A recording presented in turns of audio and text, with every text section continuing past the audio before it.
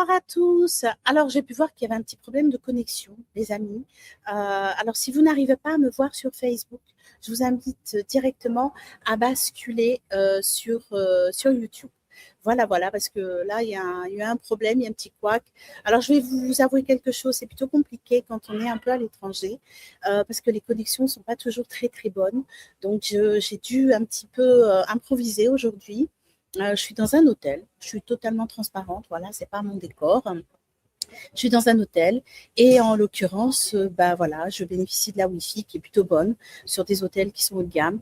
Et voilà, donc ceci expliquant cela, donc possiblement que beaucoup d'entre vous ont du mal à pouvoir me capter sur Facebook, mais j'ai confiance.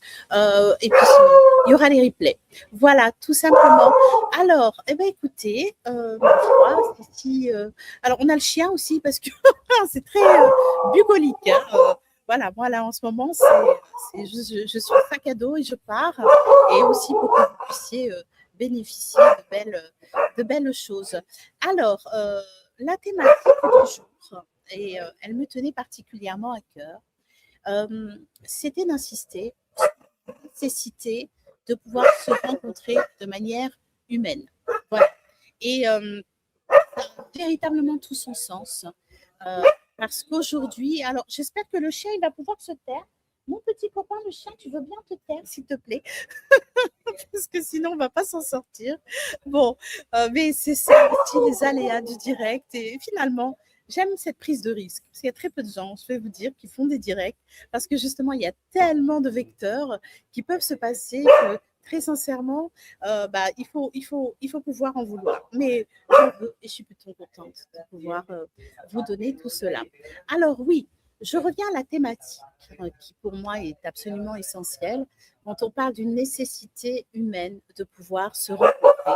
Parce que cette nécessité, elle permet de forger les individus et de se penser mutuellement. Alors, avant de rentrer au cœur du sujet, je vais juste revenir. Alors, vous avez vu, nouveau générique de l'univers Shera Lightshine. Vous l'avez vu également avec le cœur à cœur qui a lieu du coup dimanche. Et je vous rappelle donc les horaires. Alors, prenez date. Les hackers ouverts, donc notre émission du mercredi, a lieu de 19h à 20h. D'accord. Nos cœurs à cœur ont lieu les dimanches à partir de 19h30 jusqu'à 20h30, 21h. Tout va dépendre un petit peu de ce que l'on vit ensemble avec notre invité. Et puis, les dialogues cœur à cœur que vous avez eu l'habitude d'avoir avec un spécialiste reprendront à partir du mois de février. Voilà, la grille est posée, comme je vous l'avais dit, mais évidemment, je vous le rappellerai sur les réseaux sociaux parce que nos quotidiens font que on oublie, mais c'est pas vraiment un souci. Voilà. Alors, on va revenir sur cette thématique qui me tient à cœur, euh, le fait d'être en lien humain. Et pour moi, c'est absolument essentiel. Et je pense que pour nous tous, et on l'a bien vu avec ce qu'on a pu traverser il y a 5 ans, 6 ans maintenant bientôt, et cette histoire de Covid. Et c'est ce qui nous a éloignés les uns des autres, alors que notre force, elle est dans la réunion. Notre force, elle est dans l'être ensemble. D'accord. Alors, maintenant, on est dans un temps où profondément, on a besoin de sens. Voilà. On est fatigué des débats. Enfin, en tout cas, moi, en ce qui me concerne, je perçois bien, d'abord personnellement, et je perçois aussi cette réalité que les débats commencent à fatiguer l'esprit parce que le débat nécessite constamment un conflit, une prise de position. Et qu'aujourd'hui, pour ceux qui m'écoutent, ceux qui nous suivent, sont des gens qui sont relativement éveillés et pour le coup ne se laissent pas berner par une doxa, par un narratif qui les éloigne d'eux-mêmes. Et ça, c'est plutôt une bonne chose, mais ces débats commencent à fatiguer les esprits. Mais en même temps, il est vrai que pouvoir encore dialoguer et surtout dialoguer sur différentes thématiques est essentiel à une nouvelle compréhension, à avoir un nouveau prisme sur l'actualité et sur les problématiques que l'on peut trouver.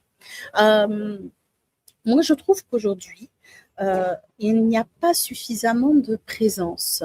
Euh, Le rythme est tellement rapide qu'on en oublie que finalement, le corps et le cœur doivent avoir un espace pour intégrer les informations, pour intégrer finalement ce que l'on a compris, appris et retenu. D'accord? Alors, je me pose souvent cette question, hein, simplement, euh, comme est-ce qu'un être humain, quand il n'a plus d'endroit pour déposer ce qu'il traverse, qu'est-ce qu'il devient? Voilà. Cela isole. Cela isole, et au-delà du fait que cela isole, cela aussi fait en sorte que les gens n'arrivent plus à pouvoir être dans la communication vraie de l'instant. Et ça, c'est très souvent une souffrance que moi j'ai pu noter au travers des différents échanges de personnes que j'ai eues. Voilà, donc, et nous sommes aujourd'hui dans une société qui cherche absolument à contenir, à freiner l'information et à faire en sorte que peu de choses puissent se vivre. D'accord?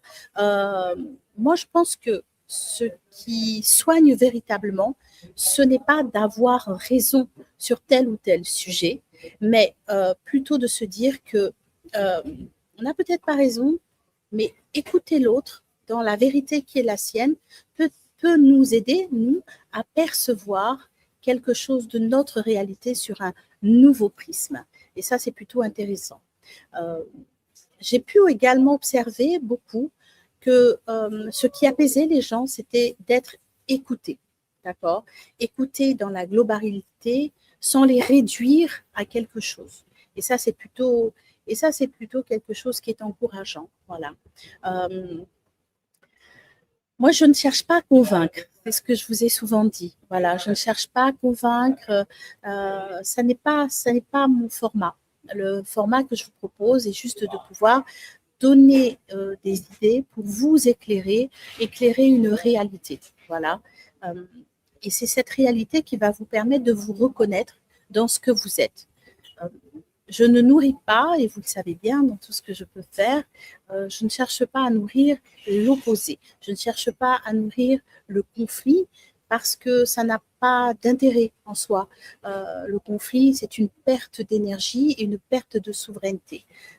Donc, le fait qu'on retrouve sa souveraineté en étant dans un bon positionnement ne nécessite pas forcément qu'on soit dans une bataille. Voilà. Après, on peut délivrer de l'information pour que les gens puissent entendre un autre prisme, une autre réalité des problématiques. Voilà.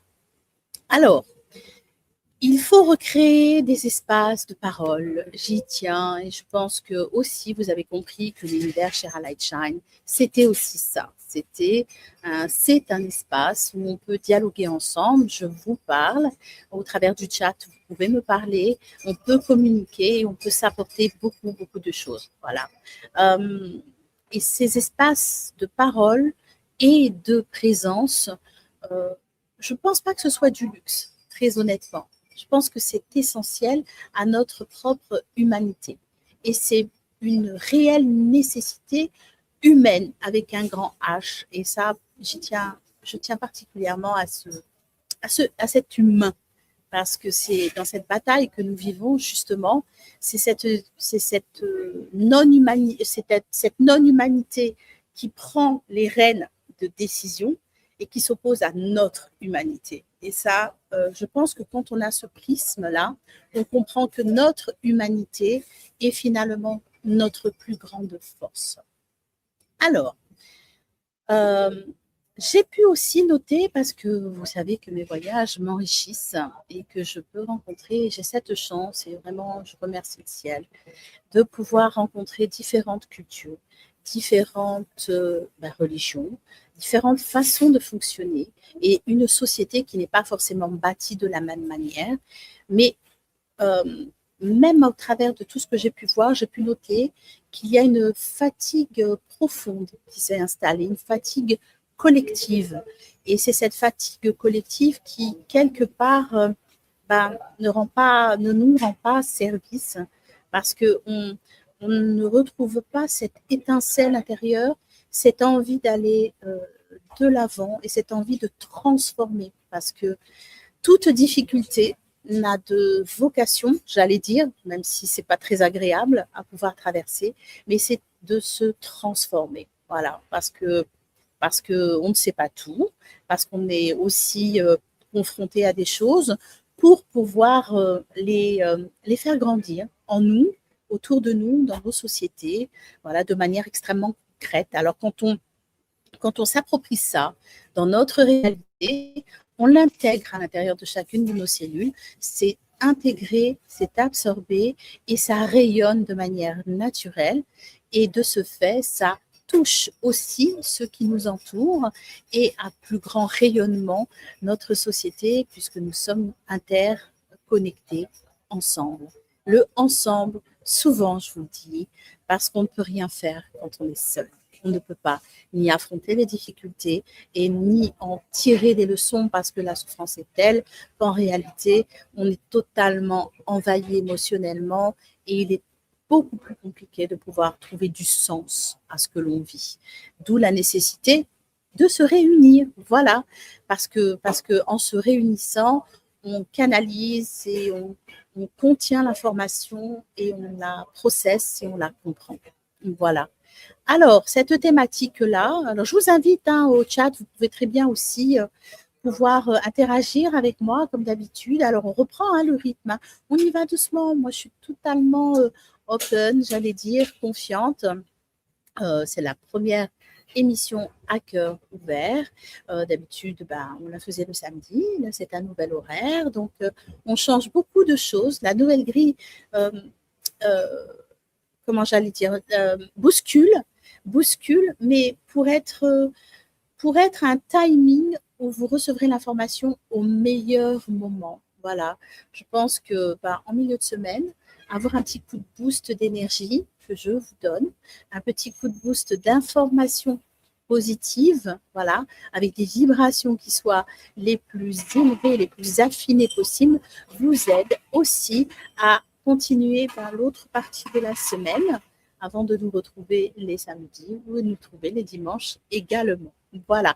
Donc, toute la grille a été pensée aussi énergétiquement pour pouvoir nous apporter quelque chose les uns et les autres.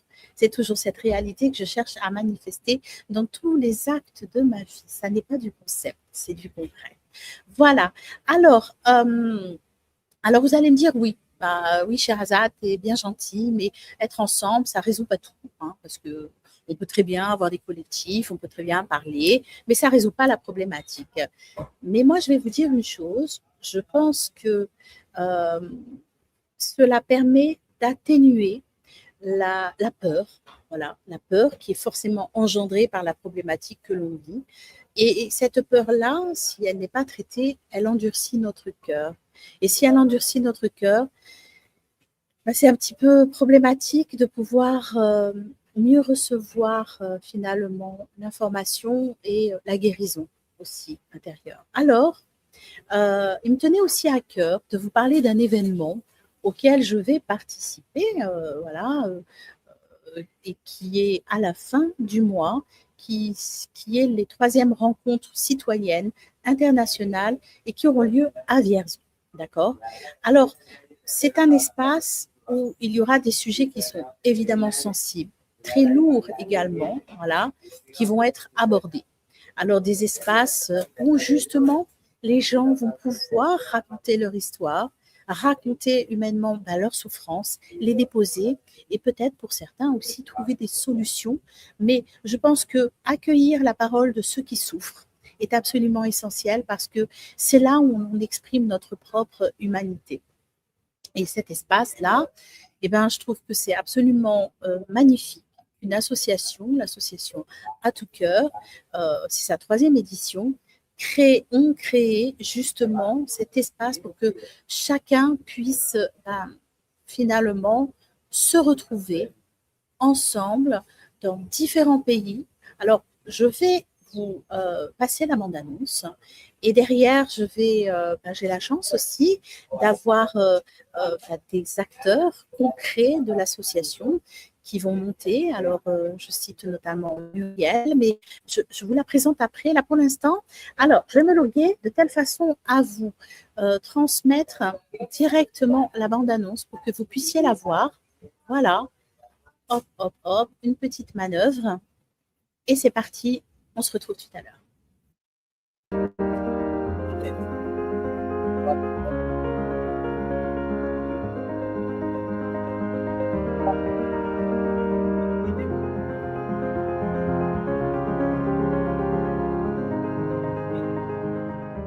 Stéphane Chesselet, je suis le président de Chair à tout cœur, l'association qui organise les rencontres citoyennes. En ouverture de votre colloque, vous m'avez demandé de dire quelques mots sur le besoin actuel, de rappeler quelques principes fondamentaux sur lesquels il n'y a pas de débat démocratique possible en réalité. Donc, je suis Mathieu Dubois, président de l'association Victime, qui est présente dans l'Allier, et aujourd'hui qui représente à peu près 700 adhérents sur toute la France et les DOM-TOM.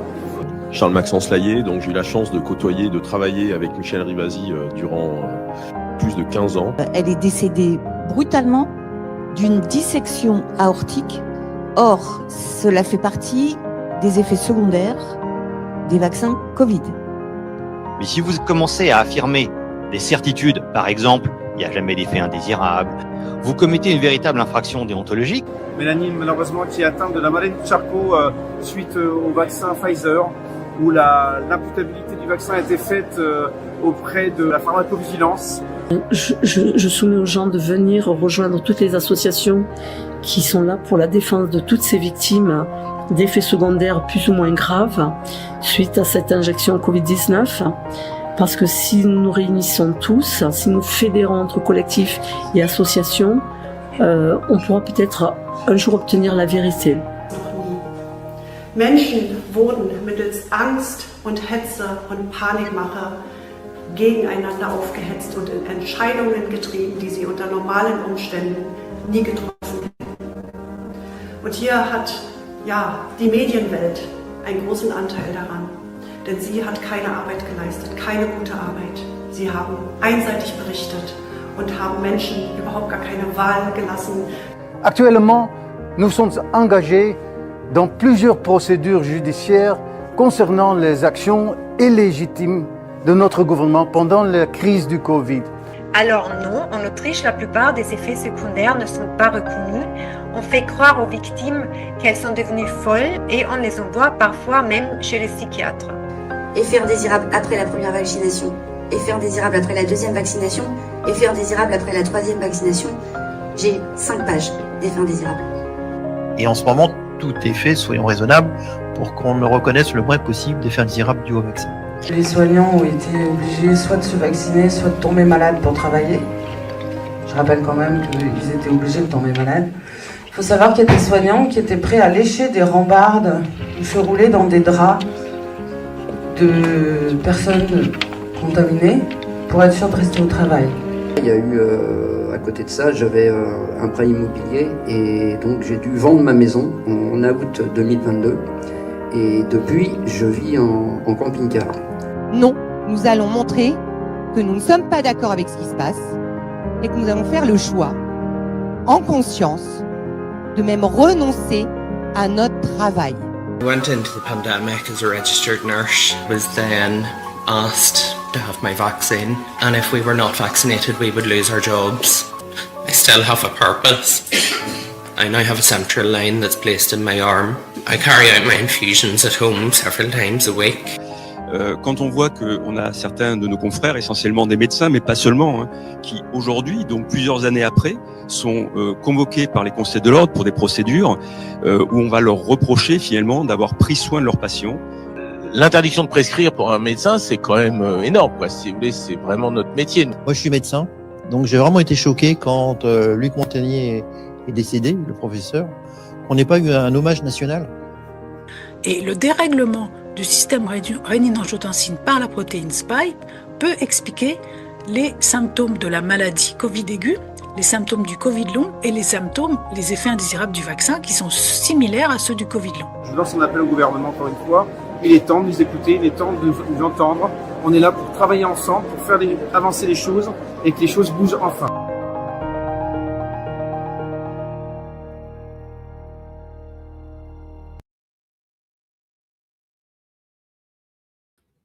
Hop, hop, hop, me voilà. Hop, hop, hop, pardonnez-moi. Voilà, oh, ça m'a touchée, vraiment. Je trouve que les témoignages sont très, très forts. Je vais faire monter Muriel, si voilà. Coucou Muriel. Bonjour Chéra, comment vas-tu? Ben écoute, ça va, ça va. J'allais dire humidement parlant. Nous, c'est froidement parlant. Ah ouais, ouais, c'est très humide, c'est extrêmement humide. Bon, et ben écoute Muriel, je suis contente de te recevoir parce qu'il me tenait Merci. à cœur de pouvoir aussi relayer cet événement auquel je serai très contente aussi de pouvoir participer pour mettre en avant finalement l'humain et c'était tout l'objet et c'est l'objet de cette émission. Alors si tu veux bien te présenter Muriel pour que ceux qui ne te connaissent pas et ne connaissent pas l'association découvrent. Je t'écoute. Alors, je suis donc Muriel, je suis secrétaire de l'association Chair à tout cœur qui a été créée en septembre 2023. Donc, c'est une association qui est toute jeune, mais qui a déjà à son actif plusieurs événements importants, puisque, comme Chéra vous l'a expliqué, nous sommes donc cette année à la 3e édition des Rencontres citoyennes internationales, qui ont donc été créées, enfin lancées plutôt, lancées en 2024, en février 2024 pour le premier opus, parce qu'on s'est rendu compte, en fait, alors on œuvrait, voilà, les personnes qui ont créé cette association viennent tous de collectifs du département du Cher. Il y avait 4 collectifs importants qui se sont créés pendant la crise sanitaire. Et en fait, on a donc, outre le fait qu'on était effectivement régulièrement dans la rue pour, voilà, pour essayer de sensibiliser les gens et au moins dire ce que nous, on pensait,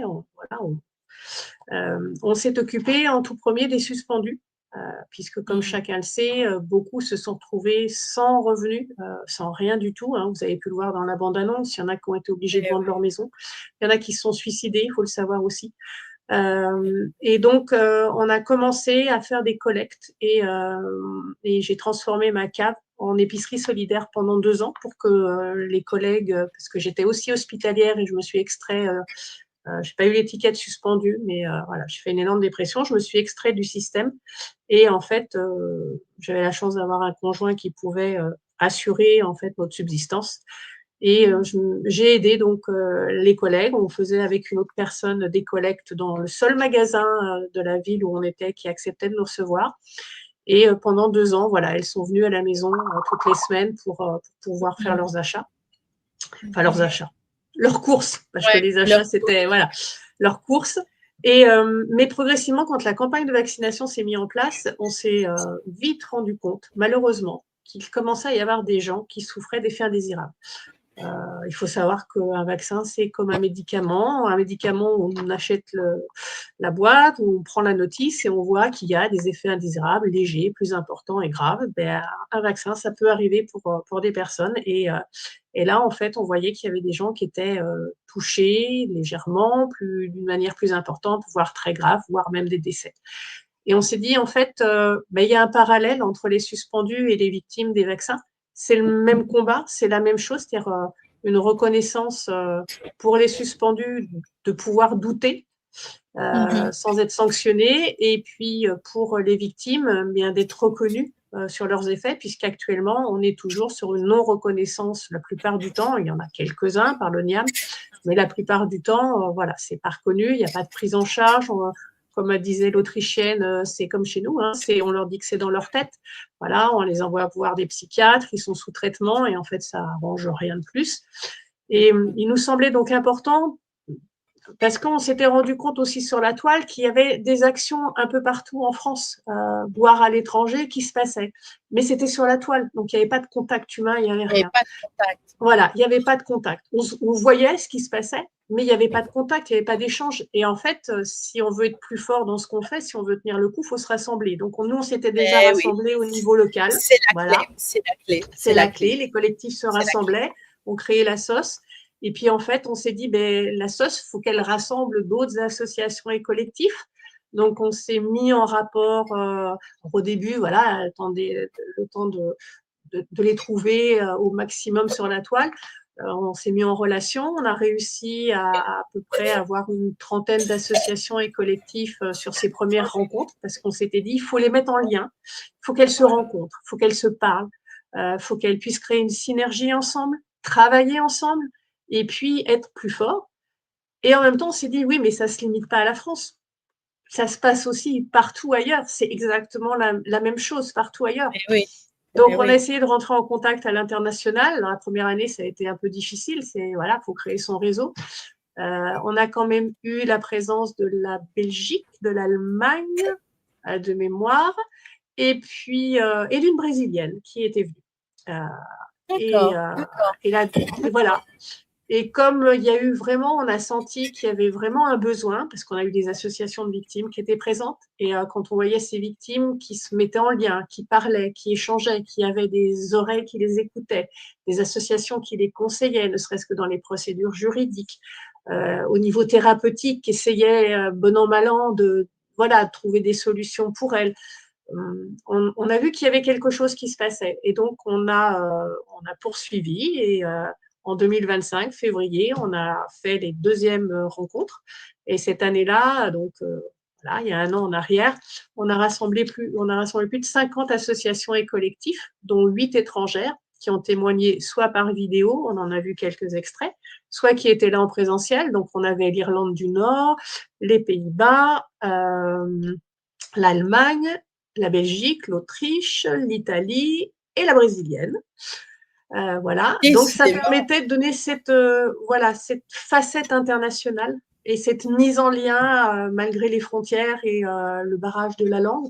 Donc, on a tout un tas de compétences dans un collectif. C'est une société qui est représentée, c'est quelqu'un qui est doué, qui peut filmer. Donc, on a des vidéastes, on a des traducteurs. Il y en a qui sont doués en langue, qui parlent anglais, espagnol, allemand, donc qui nous aident à traduire quand on reçoit des vidéos d'associations étrangères. On a des gens qui sont… En fait, au-delà de la difficulté, finalement de cette souffrance que chacune des personnes dans ces différents pays ont vécue, au-delà de ça, moi j'entends que c'est aussi une aventure profondément humaine. C'est ça, essentiellement humaine, en fait. C'est là où moi ça me touche particulièrement, et c'est pour ça que j'ai tenu aussi que ce soir, et puis que cette première émission d'À Cœur Ouvert, qui est en général sur un autre format, on puisse justement mettre l'accent, parce que j'entends beaucoup de gens qui me disent oui, mais mon Chéra, le Covid c'est bon, c'est du passé, on revient toujours sur le même truc, mais en fait je pense que c'est une forme de négation de la réalité. Et au-delà de ça, nier aussi que dans ces temps si difficiles, les gens ont eu la ressource, du moins certains, de se retrouver, alors que ça, c'est un message d'espérance. C'est vraiment dommage de passer à côté de ça. Je ne sais pas ce que tu en penses, mais à mon sens… c'est essentiel. Seul, on n'arrive à rien. On se berce d'illusions, seul. Je veux dire, on en a fait l'expérience. On n'aurait jamais tenu, si je prends mes collègues suspendus, seuls, elles n'auraient jamais tenu. De se mettre en lien, ça leur a permis de trouver de l'écoute, de l'aide, de continuer à tenir, parce qu'il faut tenir, ça c'était pas un mois, ça a été plusieurs mois. Là, j'ai perdu la notion, mais c'est plus de 2 ans. Donc, il faut arriver à tenir. Avec interdiction, il faut le savoir, pour les fonctionnaires hospitaliers de travailler ailleurs. Donc, ça, c'est, j'ai découvert ça. Ça m'a horrifiée. Ça m'a horrifiée parce que c'est une condamnation à mort, en fait, en réalité. Oui, c'est une condamnation et sociale, et économique.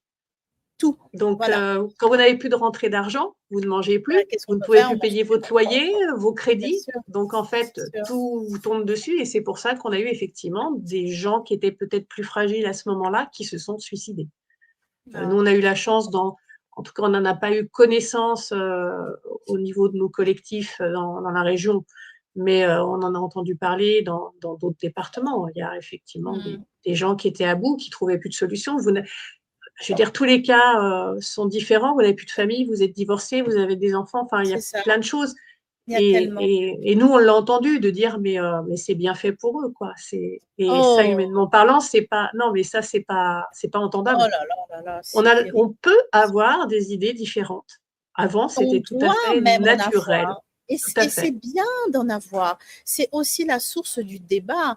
On n'est pas constitué de la même façon. On n'a pas une histoire qui est identique. On a des blessures, on a des forces. C'est nos différences qui font que si on arrive à s'écouter, on accorde nos différences et surtout on trouve nos points communs pour pouvoir avancer ensemble.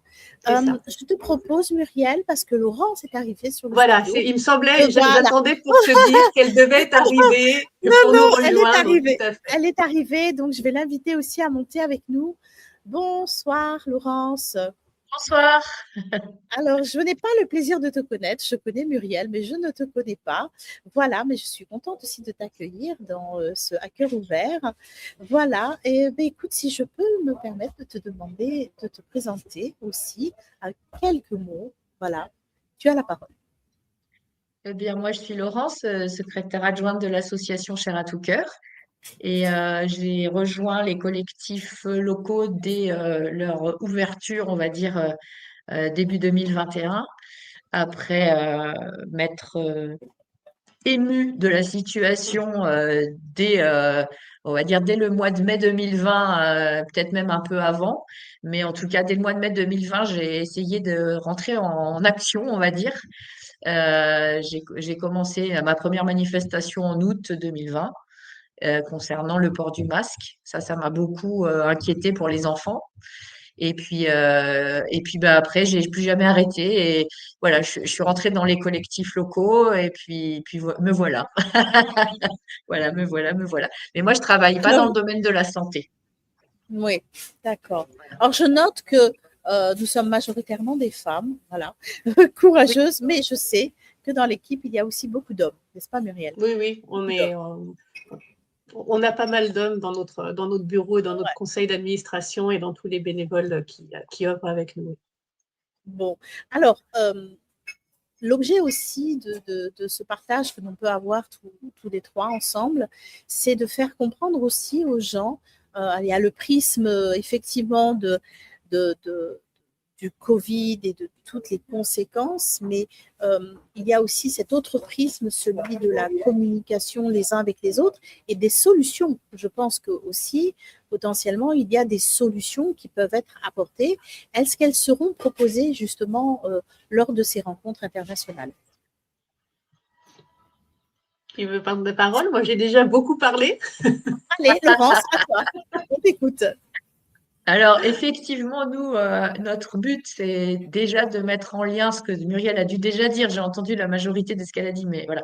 Mettre en lien les collectifs dans le but, justement, que les intelligences collectives croisées apportent des solutions, parce qu'on est beaucoup plus fort quand on est unis. Donc là, l'idée, c'est pas de noyer dans un espèce d'ensemble informe tous les collectifs, pas du tout. C'est de leur permettre de se fédérer quand ils ont envie, besoin, quand ils en éprouvent, oui, le besoin. Et donc que les actions, les idées soient plus partagées, débattues, voilà. Ce qui fait d'ailleurs que, par exemple, il y a une initiative qui est née probablement quelques jours avant quand même nos précédentes rencontres, mais qui a été annoncée l'année dernière et qui cette année va démontrer en fait son bien fondé. Et c'est une solution je pense au parrainage, Muriel, voilà, c'est une solution plutôt positive justement parce que dans le malheur et des victimes des faits indésirables et de certains suspendus d'ailleurs aussi, et de notre isolement, de notre discrimination qu'on a vécue aussi, est né de tout ça, est né des rencontres entre personnes qui s'entraident, le parrain et le filleul, mais pas que, il y a aussi le filleul et le parrain, enfin voilà, on en découvrira plus en fin de mois. Il y a des solutions, on essaye de voir toutes les avancées qu'il a pu y avoir tant du domaine médical que juridique. Donc là, c'est pareil, c'est pour apporter, si ce n'est pas des solutions, en tout cas des idées, voilà, des points de situation. Et puis de tout ça, enfin, des deux précédents opus, en tout cas, sont toujours, il y a toujours eu des choses qui sont nées de ça, soit des idées, soit des actions, soit des collectifs, enfin, ou des associations qui ont été créées.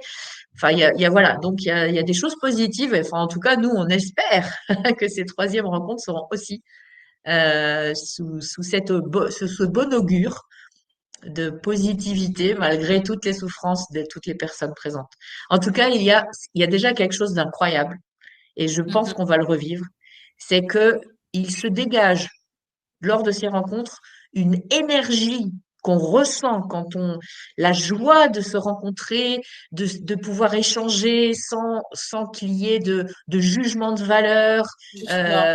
Et ça se sent dès qu'on entre dans le centre des congrès. Ah, je crois qu'il n'y a pas de micro, cher. Oui, je suis désolée, j'avais beaucoup de bruit et j'ai juste demandé à ce qu'on parle un peu moins fort. Voilà, vous inquiétez pas, mais voilà. Je suis obligée de gérer là. Je suis pas dans mon environnement et je suis dans un hôtel et les employés parlent énormément et voilà, c'est pour éviter donc je suis désolée. C'est dit, on l'a permis. Ouais, voilà. C'est vraiment. Alors, mais c'est ça aussi l'aventure de la vie, c'est qu'on ne sait pas. Voilà, la vie, c'est ça. Et c'est aussi une leçon, c'est que voilà, la vie peut vous donner des choses merveilleuses, comme vous avoir des épreuves et toute la grandeur de l'humain et d'avoir cette capacité à transformer cette difficulté en une force. Et je rebondis sur ce que tu disais, Laurence, qu'effectivement, tu et vous, alors je vais avoir cette chance parce qu'effectivement, j'ai jamais participé à cette rencontre et là, je suis vraiment heureuse de pouvoir vivre cette expérience. Et quand tu dis que c'est une énergie qui est phénoménale, eh ben, je suis persuadée que cette énergie phénoménale, elle est faite de toutes les énergies de gens qui, parce qu'ils ont eu des difficultés, ont su les transformer, les transcender et de ce fait apportent des solutions et gagnent surtout en force intérieure. Et c'est cette force intérieure qu'on doit communiquer, à mon sens. Alors que l'on ait des épreuves de maladie, celles qui nous ont été imposées, ou des simples épreuves de la vie, je pense que toute notre ressource humaine et notre force, elle est là. Elle est vraiment là. Voilà. Alors, oui. Non, mais je me réjouis, franchement, je vais être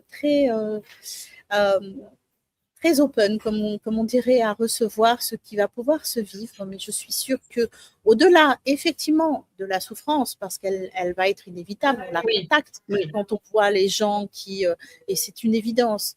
Mais c'est surtout l'espérance qu'il y a derrière, parce que pour ceux qui nous écoutent, alors peut-être qu'ils ne sont pas dans ce cas de figure, mais peut-être qu'ils sont des membres de leur famille qui sont dans ce cas de figure ou des amis, et avoir un état d'esprit intérieur qui permet d'accueillir la parole de l'autre, de ne pas le juger et juste de l'entendre, déjà, je pense que arriver à faire ça, c'est déjà beau. Voilà. Et ça fait un bien fou aux victimes, il faut le savoir, puisque là, on en a plusieurs qui vont témoigner devant le public, donc c'est déjà pas évident, mais de pouvoir être entendues, parce qu'elles ne sont pas entendues. Donc, de pouvoir être entendues et expliquer leurs souffrances, parce qu'elles sont réelles dans le quotidien, dans le professionnel quand elles peuvent encore travailler. Rien que ça, pour elles, c'est important de voir qu'on les écoute, qu'on les entend et qu'on ne dénie pas leur situation. Oui, c'est ça. Oui, parce que comme dans la bande-annonce, on disait qu'il y en a une dame qui disait qu'on la prenait pour une folle. Voilà, avec les effets secondaires. Donc, comment on arrive à se reconstruire justement quand on ne reconnaît pas la problématique de l'autre? Il n'y a pas de base en réalité. Il faut une base. C'est pour ça que la négation, comme le jugement, ne favorise pas la croissance de l'être et de l'individu. Donc, mais merci franchement d'avoir créé un espace où justement l'humain se retrouve. Et on comprend bien, et c'est de là où j'ai voulu faire cette émission avec cette thématique, combien finalement les rencontres sont une nécessité humaine. Voilà, parce que dans ce combat, et je le dis et le redis, on est dans un combat, voilà, malgré nous, on est dans un combat d'humain contre non-humain. C'est tout l'enjeu. C'est tout l'enjeu. Alors, je vais rebondir sur une chose concernant aussi cet événement. Alors, on va écouter des témoignages, on va avoir des messages d'espérance, on va aussi avoir des messages qui vont nous secouer. Est-ce que derrière, puisque c'est la 3e édition, est-ce que derrière, à la fin de ces jours de partage, est-ce que vous êtes plus à l'écoute d'une nouvelle dynamique qui aura été insufflée et de solutions qui pourront être apportées pour pouvoir créer au niveau de chacun des collectifs quelque chose de nouveau? Alors, je pense que c'est quelque chose qui est en train de maturer. Pour l'instant, je dirais que c'est à l'état d'embryon. Quand on s'est retrouvés, parce qu'il faut savoir que le deuxième gros événement qui se passe sur ces thèmes-là en France, c'était l'université. Donc, il y a eu l'université d'été résistante qui a été organisée en septembre à Castres par Cécile Méchac, qui est donc à l'initiative des doctotons qu'on a eu pendant la crise sanitaire, où on avait des médecins ou des soignants qui parlaient pendant 24 heures de suite, plusieurs centaines qui ont parlé. Et donc, elle a fait, elle aussi, 3 éditions. La dernière était donc à Castres en septembre. Et on a, à un moment donné, on s'est tous rassemblés, voilà, associations de victimes, associations qui œuvrent auprès des victimes. Et on voit bien qu'il y a quelque chose qui est en train de couver, qui est en train de maturer. On sent qu'il faut que ça passe à une étape supérieure. Pour l'instant, on n'a pas encore réussi à canaliser, en fait. Voilà, à canaliser et à trouver par quel biais, quelle structure il faut que ça passe. Mais on sent que oui, il faut qu'on aille peut-être au-delà de ce qu'on fait. Tout à fait. Maintenant qu'on est en lien, maintenant qu'on se connaît, c'est plus suffisant. Oui, c'est ça. C'est ça. Effectivement, j'en parle parce que intuitivement, je pense que c'est quelque chose qui serait profitable à tous parce que 3 années successives, ça suppose que la première, c'est le tâtonnement, la deuxième année, la découverte, la troisième, des liens qui se resserrent et la quatrième, où au final, on produit. Parce que ces énergies-là, mises toutes ensemble, vont donner une nouvelle direction, une belle autoroute sur laquelle des solutions, possiblement, mais surtout une élévation d'esprit qui va permettre aux gens qui ne connaissent pas cette problématique de l'absorber, de la comprendre, de savoir que c'est une réalité et non pas un fantasme. Ça, c'est extrêmement important parce que on sort, j'allais dire, moi, du Covid, on sort d'une psyope quand même. Donc, ça veut dire que les gens étaient dans une illusion. Ils étaient dans une illusion et que là, on revient à une réalité et c'est intéressant de réincarner cette problématique dans la matière pour lui donner un autre élan. Voilà. Ça, ce sont mes observations extérieures et c'est important. Oui. Voilà, je pense une toute petite pierre à l'édifice. Mais si la petite pierre à l'édifice, elle manque, l'édifice, il ne tiendra pas. Donc, on a chacun quelque chose à apporter, en fait. Parce qu'on ne vit pas les mêmes choses, on n'a pas les mêmes expériences de vie, la même culture, la même éducation, les mêmes réactions face à des événements. Et en fait, on a tous notre rôle à jouer. Seul, c'est ce qu'on en revient au même. Seul, on en revient à la même chose. On n'avancera pas, on n'y arrivera pas, on tournera en boucle. Donc, on a besoin. Et on a besoin que d'autres personnes nous rejoignent parce que ces autres personnes, elles ont forcément à la fois un point de vue, une vision qui est différente de la nôtre puisqu'elles baignent pas depuis nous aussi, par rapport à nous aussi longtemps dans ce sujet-là. Et c'est vrai que des fois, on peut occulter des choses quand on est vraiment le nez dans le guidon. Et donc, moi, j'engage des gens à nous rejoindre parce qu'ils peuvent nous apporter des idées, des forces vives dont on a besoin pour continuer le chemin sans s'épuiser. Et oui, c'est marrant parce que j'ai vraiment l'idée, l'image, pas l'idée, mais l'image de combattants qui ont des premières lignes et puis on pousse, les nouveaux arrivants poussent et certains se fatiguent, ont besoin de se poser, prennent des repos, se mettent à part et les autres aussi. Mais ce qui compte en fait, c'est peut-être pas tous ces mouvements, mais c'est le mouvement collectif. La continuité. Et la continuité et le fait que tous ensemble, on arrive à aller dans une direction pour le mieux-être de tous. Et voilà, et comme tu le disais très justement, Muriel, ça revient au début de notre conversation. Et c'est là où je trouve que c'est magique. Et voilà pourquoi, dans mes émissions, particulièrement sur À cœur ouvert, également sur Cœur à cœur, enfin sur toutes les émissions, je fonctionne plutôt à l'instant présent, parce que c'est l'instant présent qui vous donne des clés. C'est l'instant présent, c'est la réelle communion d'âme à âme, de cœur à cœur, les uns avec les autres, qui donne une dynamique et qui apporte aussi des éclairs de compréhension. Et du coup, ces éclairs de compréhension, c'est des portes ouvertes de notre conscience sur d'autres choses. Et ça, c'est extraordinaire. C'est pour ça que l'humain, enfin, moi, je suis fascinée. J'en souris parce que ça me fascine.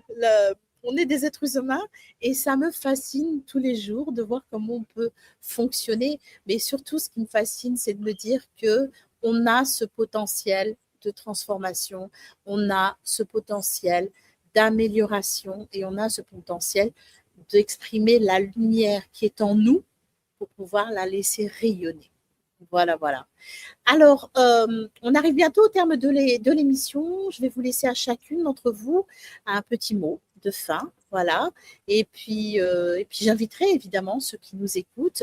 Alors, pour ceux qui nous ont rejoints, ma foi, vous l'avez l'information en direct. Sinon, ce sera en replay. Et désolé, je sais qu'il y a eu un problème sur Facebook. Donc, je sais que d'autres en replay vont venir nous rejoindre après.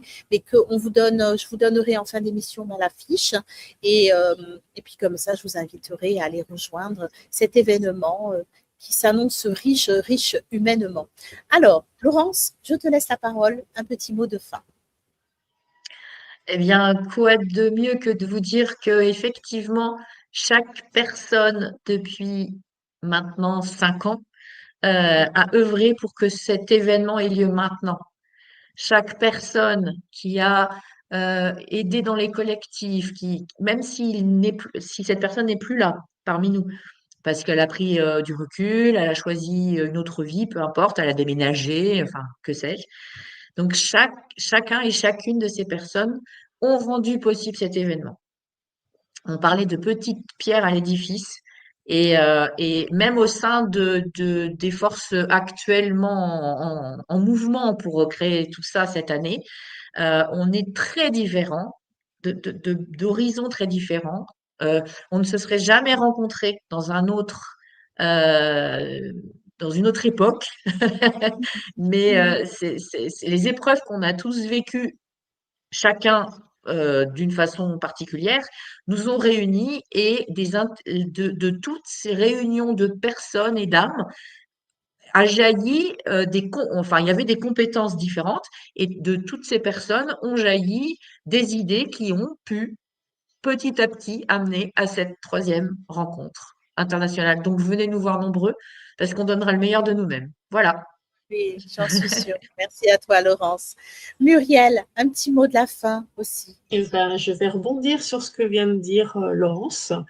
Venez, ne restez pas derrière vos écrans, comme on disait au tout début de l'émission, ça a du bon, ça met en lien, mais ça reste des écrans. L'humain n'est qu'une image. Donc, venez nous rencontrer, venez rencontrer ces associations de victimes, venez rencontrer les victimes, les avocats, les médecins, les lanceurs d'alerte, les médias partenaires, parce que comme Shera, ils ont leur place, c'est les seuls qui relaient encore ce sujet. On ne va pas se voiler la face, les grands médias n'en parlent plus ou très rarement.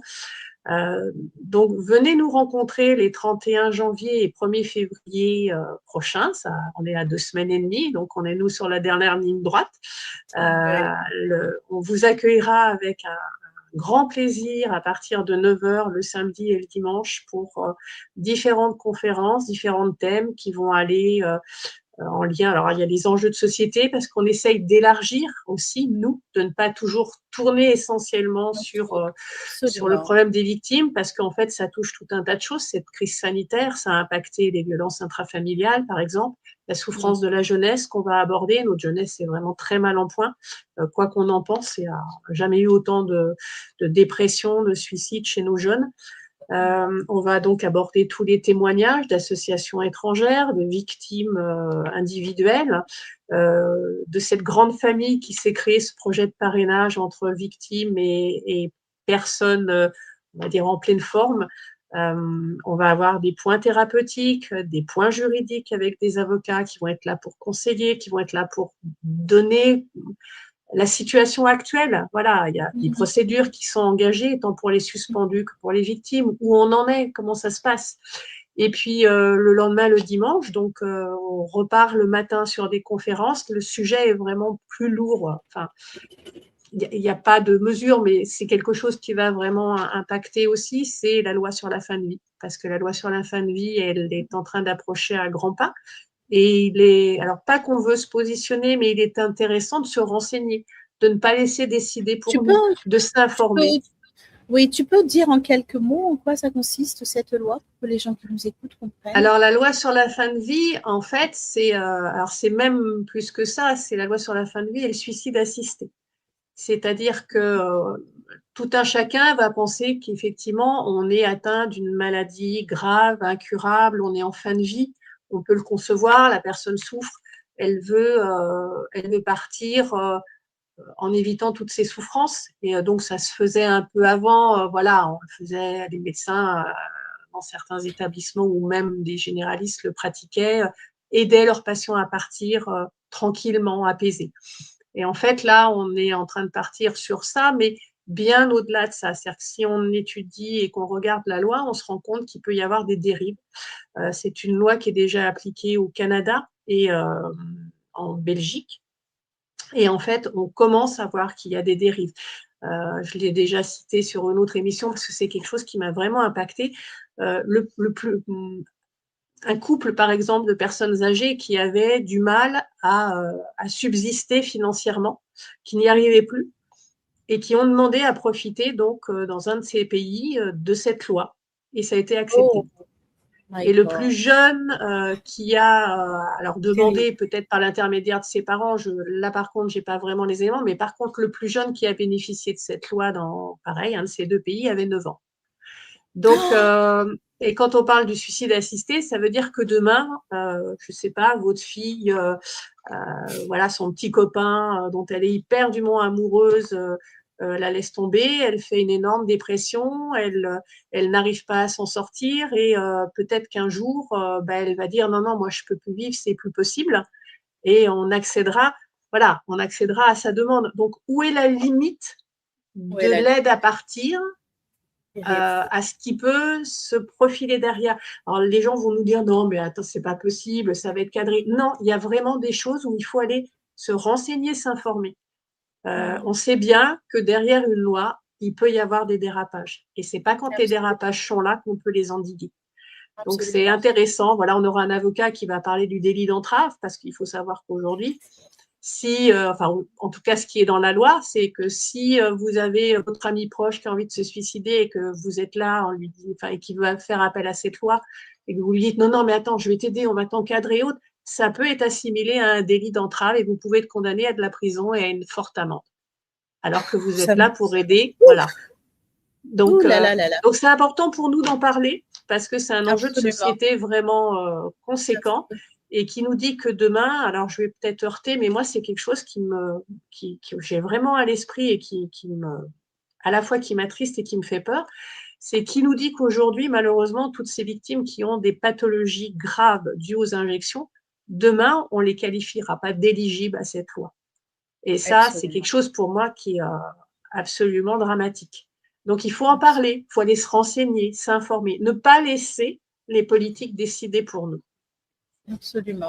Ne pas laisser finalement nos destins et notre propre souveraineté entre les mains d'individus qui ne sont finalement pas complètement concernés humainement parlant. Et ça, c'est très, très important. En tout cas, merci pour le travail. Vraiment, et je sais que c'est compliqué, parce que c'est un chantier énorme. De pouvoir organiser ça, c'est un chantier énorme. En tout cas, merci humainement parlant pour tout ce que vous faites parce que ce sont des personnes comme vous qui permettent que, au final, non seulement on apprend, on s'éduque et puis surtout, on se rend compte de nos propres forces. Voilà. En tout cas, merci encore. Et puis, nous, on aura l'occasion effectivement de se retrouver. De se voir d'ici peu. De se voir, Tout à fait. voilà, d'ici peu. Un grand merci absolument. à toi de nous avoir reçus, d'avoir relayé, parce que sans vous, on n'est rien aussi. Vous faites partie de, voilà, moi, je suis de qu'une cet toute ensemble. petite chienne. Oui, je suis il n'y a pas de petite chienne. Mais j'y mets tout mon cœur et j'y mets tout mon amour. Et c'est ça, au final, je pense, qui compte. Parce que ce sont les petits ruisseaux qui font les grandes rivières. On dit bien qu'un grain de sable est capable de bloquer un mécanisme. Donc, allons-y, soyons les grains de sable. Absolument. Merci à vous. Merci, Chéra. Et puis, on se retrouve très vite. À bientôt. Bon, écoutez les amis, waouh, quelle émission, quelle beauté humaine, voilà. Alors vraiment, je vous invite à participer à cette. Alors, je vais essayer de remonter l'affiche que j'ai. Hop, je vous la montre. Filière son, je l'ai ici, je vous la montre. J'espère que c'est OK pour vous. Vous l'avez peut-être pas. Non, bon. Elle est pas remontée. Bon, c'est pas grave. En tout cas, je la mettrai en commentaire, OK, au niveau de mes réseaux sociaux pour que vous puissiez venir participer à cet événement. Et en tout cas, n'oubliez pas, notre force est d'être reliés les uns avec les autres, d'activer notre cœur, notre propre humanité, parce que c'est là où réside toute notre force et c'est là où réside toute notre vérité collective et individuelle. Et surtout, n'oubliez pas, brillez comme jamais. On se retrouve très vite. À bientôt.